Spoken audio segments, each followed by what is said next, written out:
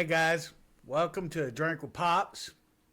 As always, I'd like to remind you guys to support local and like and subscribe to my channel. Um, Today, I have no other better guy that I know. I have Micheal Outlaw over here. Say hi, Mike. What's up, man? How's it going, bro? It's going good, man. What's going on with you? Not too much, man. Same old, same old. Same old, same old. Yeah, man. I like that. I like that. Yeah. So I see you've been doing a lot of big things lately. You did that Pretoria show. Not really you know, but you donated your drums to their time, and I hear they had a really good show there. Yeah. Yeah, So I heard it was a really good turnout. We I let Ben. He was doing a lot of the stuff over there, and he brought the kit, and we took a full kit. Let him try out some of our one of our prize snare that we had, and it was a metal snare, the Donette and Outlaw Classic snare drum, and it was one of the kits called the Sound Control series. That was that went with it. Yeah. That's cool. And there's been so many good shows going around town this week. There was a little thing they did out in Tifton at the Harley Davidson this weekend. It was a benefit. Some of the local greats. You know, it was the Mood Doctors, the Page Brothers, just all the unknown all stars. You know, were out there. You know. Which you know one of those guys, Yeah. one of them hall boys, Oh yeah. But I saw him. He come by and see me last weekend, man. Darren come by and see me, and it was pretty good. We caught up. Yeah, I seen that on Facebook. Did you see that? Yeah, yeah. So Facebook's been good to you, huh? Yeah, it is. Facebook Live, and Yeah, I've been kind of neglecting the lives over there on Facebook. I've been doing them a lot on TikTok here because it's kind of a new audience, and you're just kind of, you're scrolling along and you're just kind of getting a glimpse in somebody's life right now live, and it's kind of crazy because one swipe and you're watching a cow get milked. And then the next one you're watching somebody doing like some cool music or I'm even starting to see some drum solos on there, which is really great. It's really a good opportunity right now for as drummers go because, man, I saw some guys doing this and I was like, that's the greatest idea I've ever seen. It's just like it's so much of a good opportunity right now just because of the fact that it's new. It's like it's fresh, and they say that the streaming it's kind of rocked the whole streaming industry. It has because TikTok right now is, as far as the growth, is one of the most platforms right now as far as growth, and just for in a business, point of view, that it makes wise decisions to put some content towards that. But I've been neglecting my Facebook. But when I went on Facebook Live the other day, man, it was really cool. Man, I got to catch up with a lot of unique people and it was really cool drummers and everything like that. Yeah, man, doing it. yeah. So I've been doing a little bit. I don't do the live Facebook, but I have switched where I'm trying to bleed over to TikTok. Yeah. And you were telling me about TikTok Live now. So tell me more about that. So TikTok Live, you got to have 1,000 followers, and once you get 1,000 followers, all you have to do is just basically go live, and you can set up a shop, and you can literally, like, it's the dangest thing. You can set up a shop and promote whatever you're trying to sell right there on your shop. They can just click one button, and TikTok's doing a really good thing by recommending, they just keep, like, every time you get notifications, every time you turn around, when you go on live, and it kind of helps you promote. But the thing about it is you got to keep doing it, and you got to keep going live and keep going live. Not your ranking's going to go down, and then the person behind you is going to then come in front of you because you didn't go as live as much. Right. I get you. And I do YouTube. I put my stuff out on YouTube, and like my podcasts are too long for TikTok. How long do you need to? What is the best time frame on TikTok? Gary Vee was just talking about this the other day, and he was talking about like they just long form content, like literally just like having it set up and just kind of going over your day, like what's going on that day, or Right. I mean, nothing like, it's not like action. This is how you do this. This is how you do that. This is basically I'm going live while I'm working, I'm doing something else, and then you go Right. back and forth and you check things. But man, there's people making $6,000 to $10,000 per live stream on those daily rankings. If you can get into those daily rankings, man, it would change people's life big time. And a lot of musicians and a lot of people, drummers, and a lot of people that singers, songwriters, and that kind of things that want to get their music heard, because they don't stop you like Facebook. And I may be wrong, but I think I'm right about this. But Facebook will stop if you're playing like copyrighted music in the background. Where TikTok, that's what they do. They play a lot of that. Yeah. So, and there's videos where you just keep scrolling, you see somebody literally just playing their own original music, promoting their stuff, and having opportunities where people can buy their shirts right there online. It is crazy right now. Right. So if you're not doing that, but you got to have 1,000 followers, and 1,000 followers is not, that is, the first 1,000 followers is the hardest. Right. I got you. So that brings me into my next thing I want to talk about. Was my last podcast.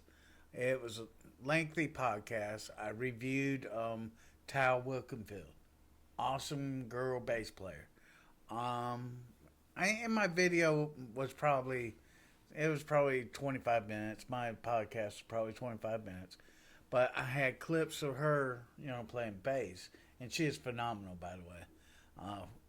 And I call her young because she's in her mid-30s probably now, but she looks so young, and the bass is just like crazy in her hand, and she just playing not this fast, tap stuff, but this soulful, rock. Mm-hmm. And she plays with Jeff Beck too right now. But YouTube canned my video. They canned it? Yeah, they rejected it. They said no. All right. So, but what I did was on TikTok, I took the same video and I kept reducing it. I edited it and I reduced it, and then I tried to put it on. They said it was too long. And I just kept reducing it and got it to a small little video, and they finally accepted it because, I don't know what the time frame was. But they finally accepted it, and it's playing over and over. It's got a couple hundred views, or So I mean, I'm kind of happy about that, and it almost wants me to say, well, I'm going to be full on TikTok, Yeah. for now on, But I'm going to do like I am. But I decided that for my band, I'm going to set up a camera. I'm going to videotape most of a show, or something, and then I'm gonna take small clips of it and put it here and there onto my channel, on my TikTok channel, my whatever you want to call it, But I'm starting to get a few people, Yeah. So, and it seems to me like the more people you follow, the more people will follow you. Mm-hmm. So that works for me. That's just what's working for me. Cause, right. And every now and again, even though that it won't happen very often, one of those people will share your video, and then that's what helps you, So that's the good thing, Yeah. So that's the way I've been doing it.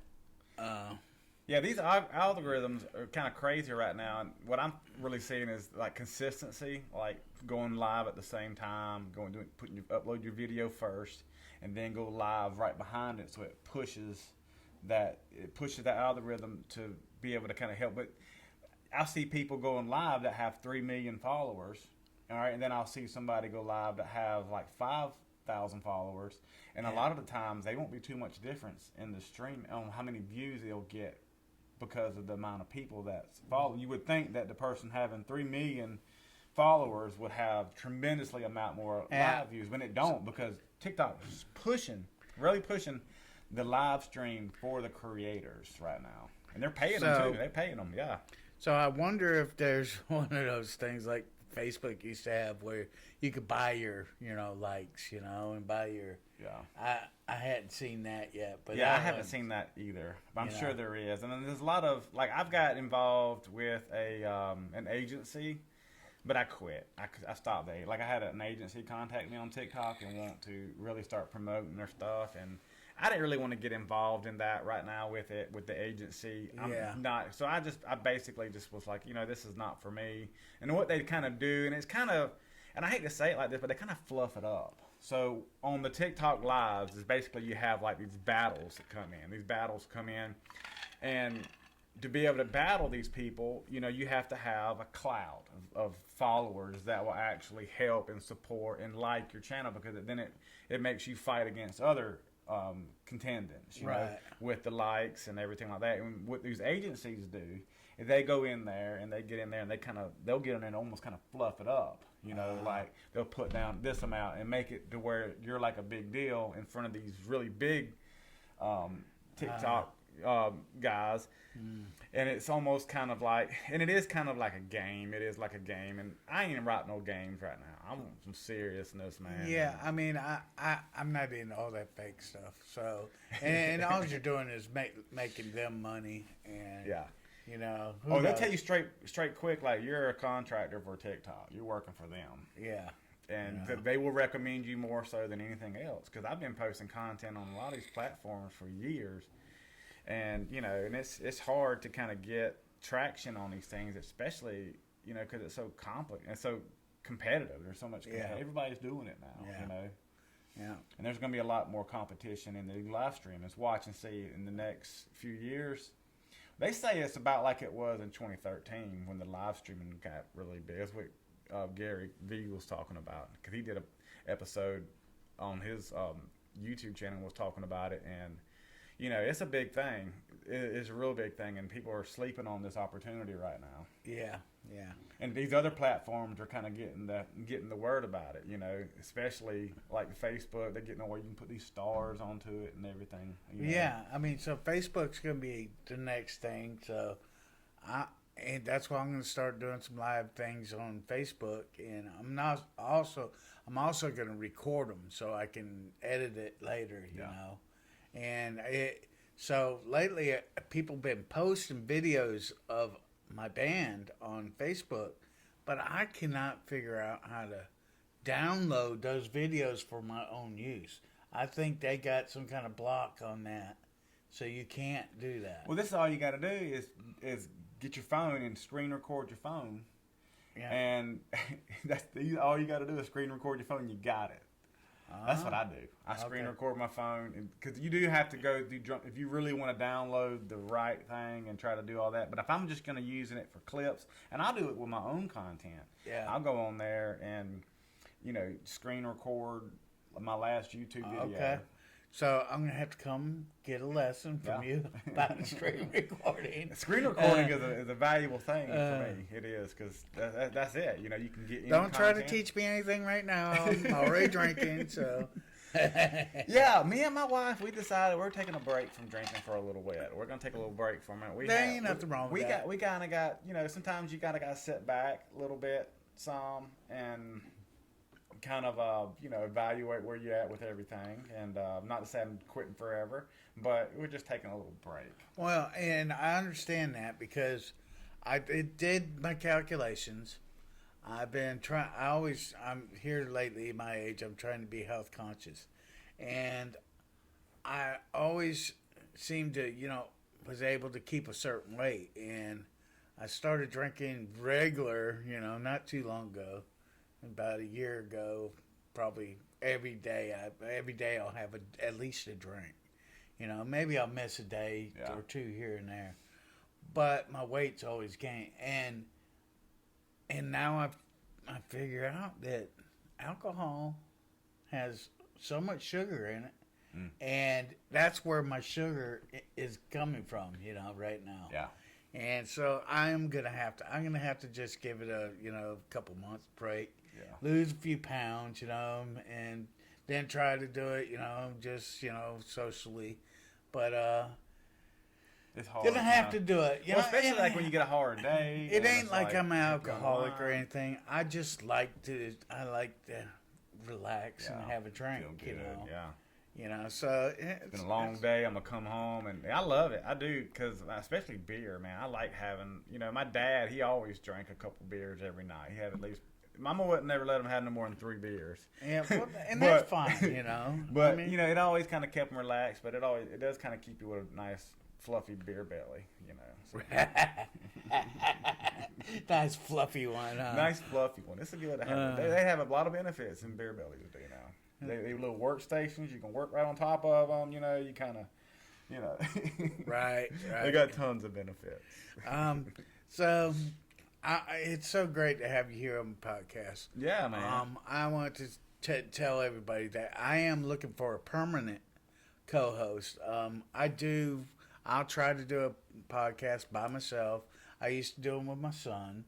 So true. Hey, buddy, what you doing out there? But we grew apart. He lives a little ways away, and the way we used to do podcasts, we get trashed and do a podcast. So that just wasn't working for us. But I'd love to just find somebody I'd like to find somebody that's polar opposite, of me, that I could just fight with while I was on, not get mad and throw punches, but, we could argue a little bit. It doesn't matter. Somebody young maybe that wants to, talk shit, and then I could talk shit about being old or whatever. But, I am looking for somebody like that. And I just want to throw that out there. Maybe somebody will be listening and see it, So, did you have some questions you wanted to ask me? Look, you play the bass, right? So, tell me about this. So, this is my question for you. So, like, when you're getting ready to play the bass, what is it like when you get a drummer and you're trying to play the song and you have a drummer that's not tamed? Okay, hold up. How do you tame a drummer that's like, they can just... First of all, you're trying to get me in trouble again. Because one time you came on a podcast being so true, and I talked shit about my drummer at the time was playing one of those electronic drums over there. And I talked shit about that. And I was still happy with drummers. So... yeah, some drummers, like you said, some drummers are untamed.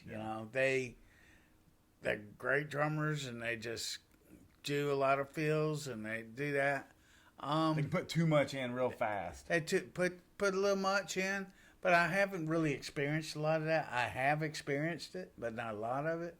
I experienced more of, sometimes, and this happens in bands, people will get lost in a song, and you're not able to bring it back around. It takes a second to bring it back around, and sometimes drummers are so into, I'm doing the beat, I'm doing it where I'm supposed to be at, and not go ahead and fix the problem.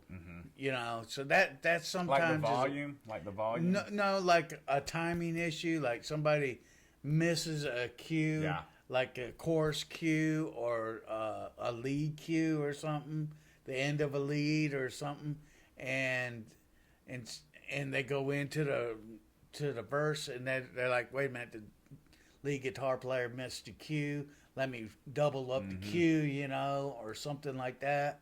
And, sometimes, and to be a good drummer, I feel like you need to be solid, but you actually need to be feeling what's going on around you at the same time. Yeah. So, and that happens a lot in the band I'm in right now, because we're so animate. We are so into what we're doing. We don't use a click track. So if you was using a click track, it would be a whole different story. That you better be right in the right cues. Right. But we don't do that. So somebody that can feel what's going around and listen to what's going on around them is golden to me. Yeah. Click tracks are a different story. I just think like that's a catastrophe doing a click track because if you get messed up on that, especially when like the singing go. So the singer would be the worst. So as far as me, and I'm not bragging on myself, but I'm so good at going with the flow, and I know exactly when I screwed up. That's what makes a good bass player they would move with it, no matter what. Yeah, I know when I screwed up, and you will hardly even notice when I screw up because I'll be like, oh, whoop, slide that. But a bass player can be a half step off the whole song and nobody ever notices it, because he's moving so much, A good bass, if you're, the one note golden guy, you better be playing the right one. But, if you play several notes, you're just flowing with the flow. Right. Then all of a sudden you're like, okay, I need to be over here right now. But, and that's just the way that goes, So, yeah, I mean, and I've seen bass players that play too much. Yeah. And I've seen guitar players that play too much. And, singers are always about the same. They do their thing, But, yeah. And that goes around the whole band, overfilling on the bass and over leading and, too loud or in the guitar or whatever. What I've kind of seen is like you get drummers that are like they worried about their time and they'll get the timing, but they'll forget about the dynamics and their independence with what they're doing on certain things, and they'll be playing, and I think the dynamics, how soft or how loud they're playing is like one of the most important things. Yes, and especially on an acoustic. Dynamics are like one of the even most, on the bass. I'm sure there's a lot of dynamics on that too. You're plucking real soft. People get mad because I'm mostly a pick player. I play some with my fingers. You do play with a pick? Yeah, and I play some with my fingers, but I play with the pick, and it's so easy to play dynamics with the pick because to me, fingers, I can only play so loud. But with a pick, I can play much louder. And that's just the way that is, So I can have my volume to where it needs to be at. And when I need to play louder, I start hitting them straight. Yeah. And, they say you can't slap a bass with a pick. Bullshit. You can slap it with a pick. I'll be slapping that bass with that pick. And I guarantee there ain't many bass players that can slap as loud as I can. Oh, man. But... once I go to that dynamic to where you break it down, I'm barely. And sometimes I'll take the pick and I'll roll it up in my fingers and I'll start playing with my finger at that time. But that pick would be sitting right there where I pop it right back down, know. And that just creates that's how I work my dynamics. So how long you been playing the bass for? So. I started playing guitar when I was about... I first picked up the guitar about 16 years old, 15, 16. And I had this little tiny stereo that I played electric guitar that I got from my downstairs neighbor in an apartment complex. And I think he gave it to me. It was a crappy guitar. And then I had a friend that, I went over to his house and I took this guitar apart and built my own guitar. And so I played guitar until I was 30 years old. Wow. And I was never really very good. But then I met this guy, and he came by the house one day, and he seen me playing the guitar. And the next weekend, he came over to my house. He went and bought an amp and a guitar. He said, show me how to play the guitar. And he came over every weekend. And since that point, since I was in 30, just a little over 30, I've been playing almost every weekend with somebody. And eventually we had 5 guitar players, within a year or so. We had 5 guitar players coming over with the drummer, And we were trying to put something together, and I was like, somebody's got to play bass. Yeah. And finally, I just broke down. Said, I'm going to go get a bass. I went and got a bass, and I started playing bass. And I loved it. Yeah. So So I'm almost, I ain't gonna say, but I've been playing bass for 25 plus years. So since then, Wow. but I played guitar before that. Right. You know, Yeah. and that's probably mostly why I play with a pick. You know, because I was a guitar player for, and I'm not gonna say I was a lead guitar player. I was a rhythm guitar player. You know, but I switched to bass and now guitar playing feels weird to me now. You know? Yeah. But so it's been a long time. So just to tell you that much, you know. Man. It's good to know a bass player, man, because bass players are hard to find. It seems like it's really hard to find a good, solid bass player that can come in and fill in, you know, spots and stuff like that. Do you have a lot of people that come and ask you to come and play different types of like different venues and stuff like that, different musicians like that? Did you ever have that happen? No. I do, and that's how I got started in this town. Was, you know, when I started going to like a open mic thing, you know, and when I started going to the open mic night, when I first went up and talked to everybody, they were like, "Yeah, we have no bass players." So the night I go up there, they have 5 bass players. I'm like, "Oh crap!" You know, so they barely got in, but I just kept going and used. They sometimes bass players. Well, I know one thing: you don't want too many more bass players to a jam. Remember that time I invited like 3 bass players out to the shop, and we had it was 3 bass players that come in. And it was a couple more. Oh my gosh, it was a catastrophe. Yeah. It was. It's like no, you don't want. You don't. You don't. One bass player. One bass player. That's You good. can have 5 guitar players. What about drummers? Can you get more than one drummer? A drummer, I would love that part. You know. Yeah, I used to see a lot of bands that have drummers. Sometimes there'll be like a percussion kit, and then there'll be like some like bongos. Yeah, bongos, or like Allman Brothers used to have 2 drummers all the time. Yeah, you know, because it's so much of an independent craft. Because even when you're playing the drums, I look at independence being like your kick drum is one, your snare is another one, your hi-hat, and then you got all these other things that can be doing something at the same time differently. And then you got, especially if you got somebody else playing, you got the independence is just so underrated, you know. I think that's super important to have independence. And definitely. that way you're doing this on your hi-hat as you're doing other stuff, and just having that unity. And you know when you're in that groove, man, and everybody's just feeling it, and it's just like, yes. You know, you turn around, you look at your drummer, and you're like, hell yeah. Yeah, I mean, so to me that's the hardest thing is finding a drummer. I mean, to me, and I seem to know a lot of guitar players, but I don't know very many drummers that are so. But I do have a drummer. You see his kit sitting over here. Sorry guys, I can't show it to you. I can't just pan over to it. But Brent is ready to roll, and I might be putting another project. I don't know. I'm thinking about putting another project together. Because things are getting slow with one band, you know. So what are you gonna do? Who's gonna be the singer? Are you gonna be a singer? You can sing too. I heard you sing before. I will not venture that way. If I was to, so let me tell you, if I was to get into singing, guys, pops on the vocals, I would put down the bass. I wouldn't be playing. It's nothing. hard to sing and play the bass at the same time. I mean that's the biggest thing. That would be hard. You know, I've been practicing playing the drums and singing at the same time, and that's tough enough. Yeah. But so I'm concentrating. So you're a drummer. I'm concentrating when I play bass.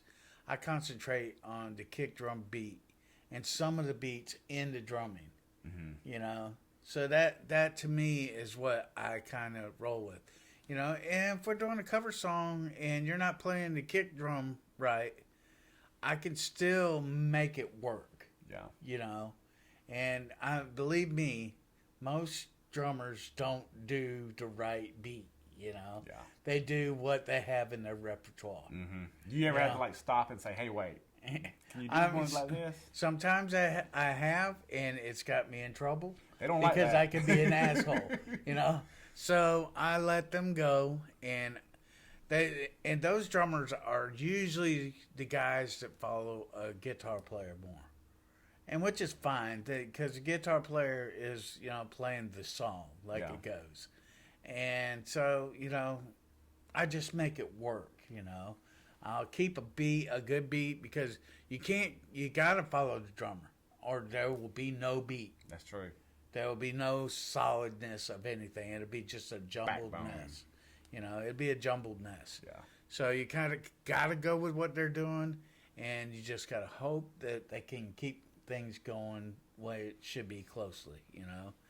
It's cover band thing is a rough thing.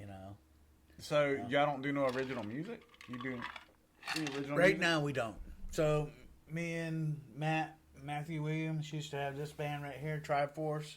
You can barely read the sign anymore, but we had some original stuff. It's out there, and Matt's such a great guitar player. oh, and singer, he's man. so phenomenal. He is. Matt Williams, guys, he's doing He some is so TikTok good. stuff now too. You guys follow him. He's doing TikTok stuff? Yeah, I he's need to doing get a on few there. things on TikTok. Okay. He's doing some YouTube videos and stuff. He's finally getting into the World Wide Web thing. Mm-hmm. He still doesn't own a cell phone, but he's great. How you doing man. TikTok and don't have a cell phone? He does have a cell phone, but he doesn't have it connected. I got you. Yeah. He just goes on, goes you go You look for data. you Wi-Fi The it. Wi-Fi. Wi-Fi it, he doesn't have a connection, Right. But you can or still a cell get- phone yeah. number, but Yeah, I've been doing that, going live. I've been having this phone going live on TikTok while I'm going live on Facebook all at the same time. Just from different, just using that's kind of fun. I'm obsessed with going live, man, because it's like the dangest thing right now is you can comment, and a lot of times they're right there on the minute. I mean, as soon as you comment, they'll answer the question. I mean, that's why you get a lot of good, valuable information from a lot of creators. I've been watching Sean Gatt. You ever seen him on TikTok? He does a lot of cool stuff. He's not a musician. He's a builder. And Right. I pick a couple people that I kind of follow, just kind of watch and just kind of see how they because I think you got to have a perspective and a well-rounded idea of kind of the area you kind of want to know what other people are doing and kind of what. So I picked some people to follow and just kind of watch them, see how they do it. But Sean's got it figured out, man. He's making, and he'll tell you how much he made today. I mean, he said the most he's made on a live stream was like, I think like $16,000 on a live stream. it's live stream. great that if I could make that kind of money, guys, just believe me, if I could make that kind of money, I'd spread my wealth around. 16,000, yeah, it's a lot, and I think it's going to get less because a lot of people are now getting into it, Well, and yeah. it's going to get more populated, Yeah. and Yeah. but basically, so for 500, for 500,000 coins on TikTok is relative to $2,500 cash, roughly. And I checked this about a month. I That's don't know. 500,000. 500,000 coins. Now, that's a lot of coins somebody sends you. Yeah. You look at a match, and a lot of times somebody have 8,000 coins, but you look at 500,000 equals to $2,500. Yeah. So, and there's a lot of people getting over 1 million coins for it in the daily rankings. That's cool. And that's just for people just supporting. They'll send different gifts, like they'll send a galaxy, or they'll send a lion. Or Sean does something kind of neat too. He actually tattoos tattoo your name on him. If you send a lion, him a lion, he'll tattoo your name on his leg, and he'll do it while he's live. Damn. And there's a reason why That's yeah. cool. And of course, he got tattoos all over his face and everything too. So as you're scrolling, you kind of see, and he looks interesting to look at too. So it's just That's he is kinda completely cool. committed. Completely Committed. That's very cool. So my turn. So you lately have been doing what you call the Outlaw Experience at your place, you Yeah. know. And tell us some about that. Well, the Outlaw Experience is basically when future drum builders want to learn how to build custom drums. They come out here and they'll spend some time with me. It could be a 3-hour event, or it could be an event that lasts for 3 days, you know. So depending on what level they want to go on, and then we can even do it for 2 days. And it starts, it starts around about $180 for the 3 hour mark. And then if they want to build a drum with me, we can do it for about the $2,000. If they want the ultimate experience, it's about $3,000. And we include like the meals and some of the meals, not all the meals, but a lot of the stuff we include their stay, the experience, and there's always something going on. So like in the dry times where we're gluing up stuff, we go jam. You know, we have a good time. So it's like there's always something going on, and you know, we'll have different players that come in. We'll have different, maybe a bass player come in. We'll have a guitar player come in and jam with us. And just kind of we'll talk, and it's kind of more like you building friendship for life. You know, that's what it really boils down to. It's not like a formal, like get your notebook pad course per se. Right. It's more on the lines like an experience. It's more like a hands-on experience. Mm-hmm.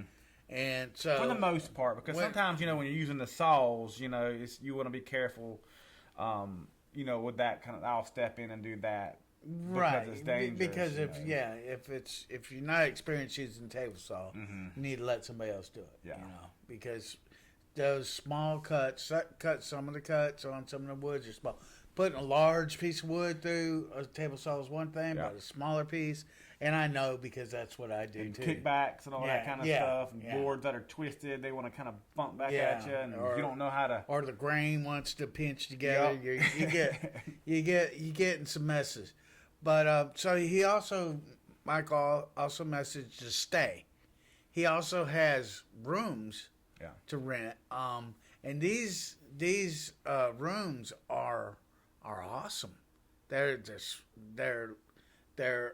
motel room size rooms, full bath, shower, you know, microwaves, air conditions, you know, they're ready to go. So when you come to do his full experience and you get to stay at somewhere really nice, and then you have Sylvia. Sylvia is Michael's mom. Yep. And she is one of the best cooks, and she makes some good food. And this is the food he's talking about. Yeah. I want to just go over there and stay a couple days just because I might get to eat some of that food. So, yeah, she will hook you up, man. Yeah, she is awesome. She brings in fresh brownies. We get lunches. She kind of goes and just cooks.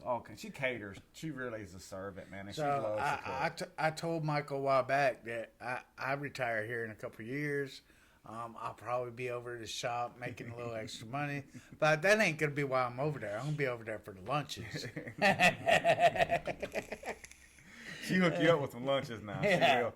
And that's part of the experience, you know. It's just like, so she cater around that kind of stuff, man, and there's always something kind of going. And she's feisty too. She's feisty. She don't take no crap. So let me tell you a story. So I went to the Dollar General, which Dollar Generals are all over this place. They pop up like herpes at a trailer park, you know. Okay, but so went to the Dollar General and your mom was in there, and I'm like, "Hey, how you doing?"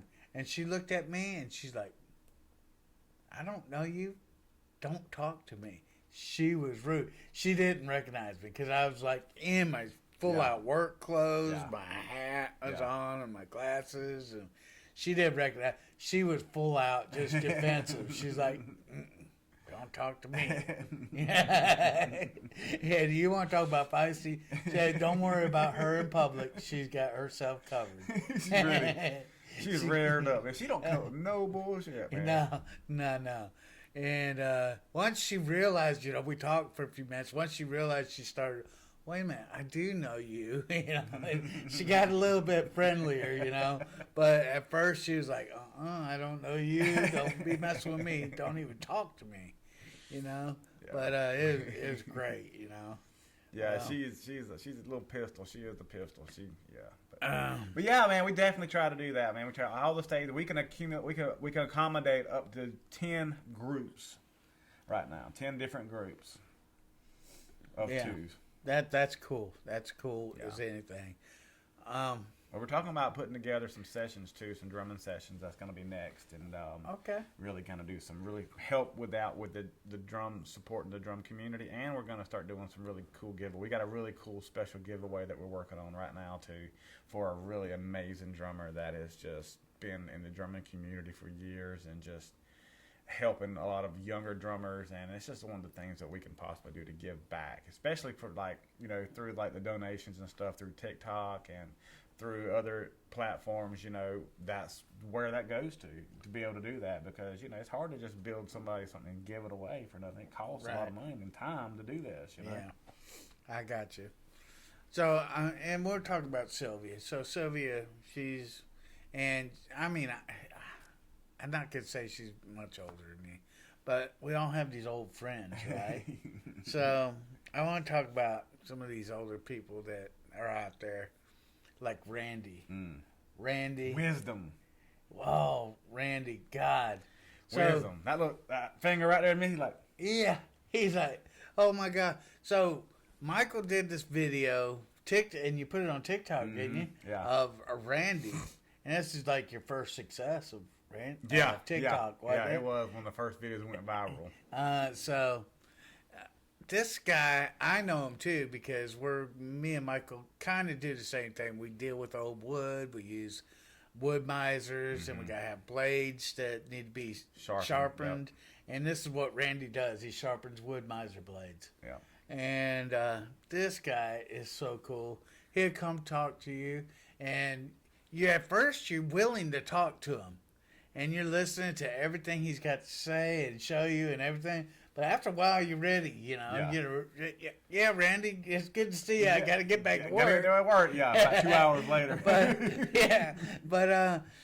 And there's so many of these older folks out there that just know so much, and they need respect from people, and I'm not there yet. I hope somebody, if I want to talk to you, one day, that you just take the time out of your day you want to talk to me, Because I feel like them older people, man, the wisdom. I'm gonna tell you something. I love talking to somebody that's been there and done that. Right. Because it's like there's only one way to do it, and it's to go through it and to be lived long enough to actually went through it. And he has went through so much, and I always listen to. I got an ear listening to stuff like that, and I don't take advice like from everybody that's old like that, but I'll listen. And to see what they kind of got to say, especially if they're a musician, And Randy, he's a woodworker. I mean, he's not a woodworker. He's a metal guy. He tells you everything. He went in there and showed me how to sharpen all my chisels, how to sharpen bands and all that kind of stuff. So, you ought to have Randy come on your show, man. I just taught him this morning, and I was like, dude, have you started a podcast show yet? A TikTok channel yet? Yeah. If he started a TikTok channel, it would be crazy. He would crush I would love to see the inside of his shop. I'm just saying. I mean, so we donated so much wood. He's always come over to our shop and got wood to do the outside of his shop. So his shop's got to be amazing by now, because he's got some good wood. He has, yeah. I mean, we throw away so much good wood. It's crazy. Yeah. If it's too thin to make a piece of flooring out of, or a piece of 3/4, we throw it away. Yeah. We pretty much burn it, because you can't really use it. It's got to be at least 3/4 thick. Yeah, so you can't really use it for too much. I'm after some 1/2-inch pieces. So listen, if you got any 1/2-inch thick pieces, don't be throwing it away. Call me up. 1/2 inch. What you have to do is go by there once a week and pick up what you want, because there'll be piles of it sitting in ready to be call me burnt. when there's like a bunch and say, hey, there's a lot out there. Listen to him trying to get me to do his dirty work. I'm all about finding some, because this is some old wood, man. So tell me about, you get a lot that you kind of get the same wood where I get it from. Right? Yeah. I mean, of course, we get 16 by 16 beams, and we wind up cutting it into 1-inch boards to make planks to make flooring out of. Yep. And then we wind up using it for all kinds of stuff.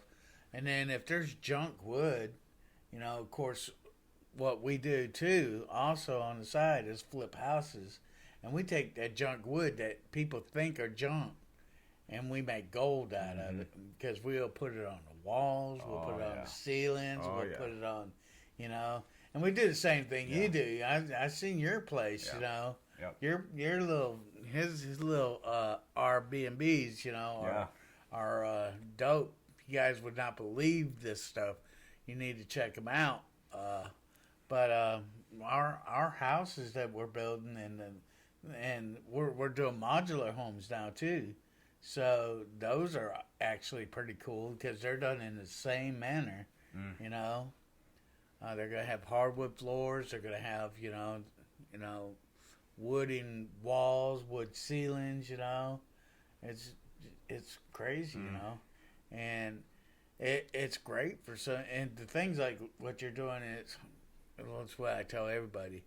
Wooden walls are the best thing for a rental to begin with, because if somebody does get drunk and they punch a wall, Yeah. all they're going to do is hurt their hand. That's gonna break the hand. They're not going to put a hole through the sheetrock Right. like what's around here, you know.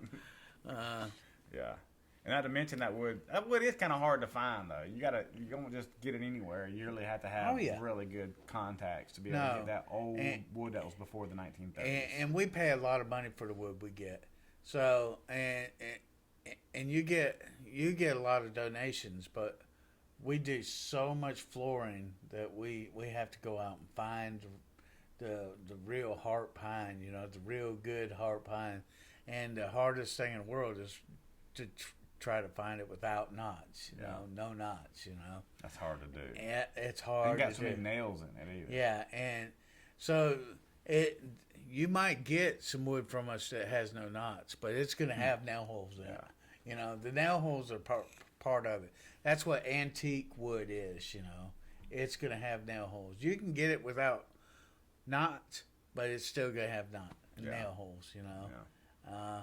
To me, I like it with a few knots and a few nail things. That's what it's all about, you know. I like the imperfections of it. I like let the imperfections shine. Yeah. Not the cracks and the breaks, kind of like, but you know what I'm talking about. Yeah. So, and what's big nowadays is, and I hadn't seen you do it yet, and it's hard for you to do it, is the dirty top wood. Mm-hmm. You know, what they use for flooring is it's got the old circle saw mark on it, and it's hundreds of years old, and it's just dirty and brown looking, and when you sand it, you bring back a little bit of the wood color, but you're leaving that dirt, and it's all got that saw band on it. And man, people are eating that up like it ain't you know. Yeah. It's crazy, you know. And I would like to see you do something with that, but then it would have to be not round. Yeah. You know, it'd have to be flat. Well, would you have to mill it round and then go back and do a technique to it to make it look like that? Yeah, that would be the trick. Yeah, that would be the trick, you know. Which that wouldn't be too hard, because I could make something that could just like, and that kind of I just got my brain just went to how I could do it. Yeah. So basically, you mill the drum shell and you have it round and you have it turning on some sort of like a conveyor where it goes around and have like something that could just possibly just continue to just mark it and wear it, just because it would be very difficult to make it look like. I mean, it took 100 years to make it look like that in the white and naturally. So having to make that now it's difficult. It's difficult. People don't realize how hard that is. You can have an antique piece of wood, but when sometimes when you get done with it, you couldn't tell if it was antique. But you know, antique heart pine has a certain color to it. That amber color to it. Golly, it's beautiful. It is beautiful. We do a lot now with what they call new heart pine. It's tight grained. It's all that, but it's yellow. Right. You know, it's not like yellow. It's like that wood used to look 100 years ago. Yeah, exactly. It's not antique anymore. You know, because it takes 100 years to turn that color, exposed to light. It looks like about the color of that liquor right there. Yeah, a little amber colored right there. A little amber color. Well, look, buddy. I've had it. Yeah. This has been a great podcast. Yes. And I mean, I love having you on here. Yeah, bro. We've talked about a lot of stuff. I want you guys to make sure you go to Outlaw Drums let me turn this to myself because I'm gonna tell you all a few things. I want you to make sure you guys go to outlawdrums.com or just look for Outlaw Drums. You'll find it. He pops up everywhere. Check him out. He has all sorts of things going on. Michael, would you like to say anything to the people? Yeah, I just want to say thank you so much for hanging out and watching and supporting this guy right here, because he's really doing some really cool stuff. And I just kind of keep my eye on him, watching him going up and up and up, because I'm going to tell you something. I don't sleep on him because, you know, Brian's really going somewhere really, really, really fast, man, with this whole podcast thing and content. And I'm excited to see his TikToks and all this kind of newness kind of flavoring in there, man. And just fantastic bass player, man, and just loves music, loves life. And that's who I want to surround myself around, people that are like that. And this guy's one of them, too. So, yeah, he's a phenomenal guy. And I'm very appreciative of him. Well, thank you, buddy. And like I said, you guys like and subscribe my channel. You go find Michael on TikTok and Facebook, and find us both on Facebook. And I think we had a epiphany here, or whatever you want to call it. Somebody finally called me Brian on my podcast. You know, I am Pops. Believe me. Pops. Oh my gosh. Everybody calls me Pops. And I just want to tell y'all, I got you on Brian on my phone, though. Hey, we love you guys. We'll see you next time.